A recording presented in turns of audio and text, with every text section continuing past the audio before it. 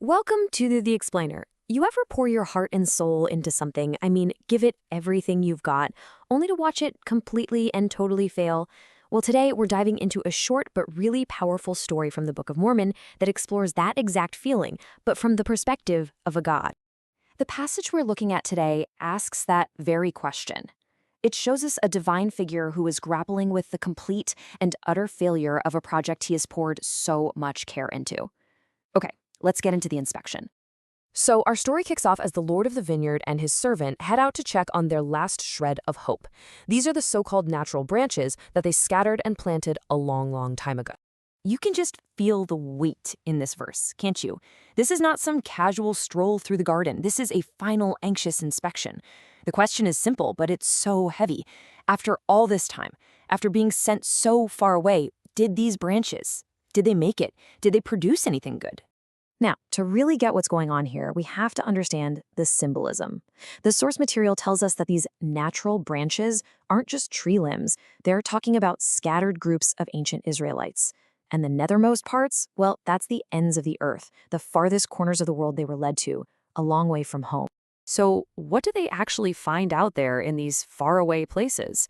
Well, let's just say the inspection does not bring the good news they were hoping for.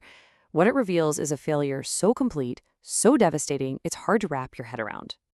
And there it is. The verdict is in, and it is absolutely grim. It wasn't just one or two. No. Every single one of those scattered branches, the first one, the second one, right down to the very last one, they had all gone bad. The failure was total. And then the story zooms in on one specific branch, the last one. And the language here gets even darker. This isn't just about bad fruit anymore. This branch has been completely taken over, to the point that it's withered away and died. The bad didn't just spoil the good, it completely wiped it out. So you have to be asking, who is this last branch that had such a tragic end? Well, according to those who interpret the text, this is an allegory for the colony of Lehi. This was a group whose descendants in ancient America ended up splitting into two rival nations. And right here you see those two sides of the conflict. The good fruit represents the Nephites, a group that at first built this amazing, thriving civilization.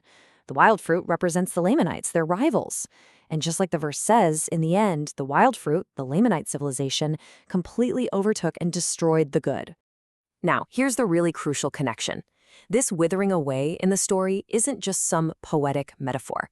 It's tied directly to a specific, catastrophic event in the Book of Mormon's timeline, the final wars that led to the complete and total extinction of the Nephite people. And this verdict of total failure brings us to the emotional heart of the whole passage. It's this profound expression of sorrow coming from the Lord of the Vineyard himself. Wow, this moment is just so powerful. The Lord doesn't get angry, he doesn't rage. He grieves. He actually weeps. And then he asks this heartbreaking question, what more could I have done? It just drips with this sense of personal tragedy and loss. And with that, he's basically saying it's over. The last hope is gone.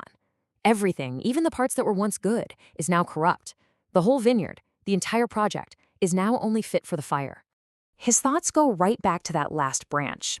And he really emphasizes that this wasn't just some random spot. He says he planted it in a good spot of ground, a piece of land that he considered choice above all the others. So where was this choice land? The Americas. And that detail is there to really drive home the tragedy. This branch wasn't just tossed aside. It was given every possible advantage in what was seen as the absolute best environment to grow. And even with all that, it still failed. The lament just keeps going deeper. He reminds the servant of the work he did before he even planted it. He says he cleared the land, he removed a whole previous civilization that was cumbering the ground, all to make a perfect place for this one special branch. So what was this thing that cumbered the ground?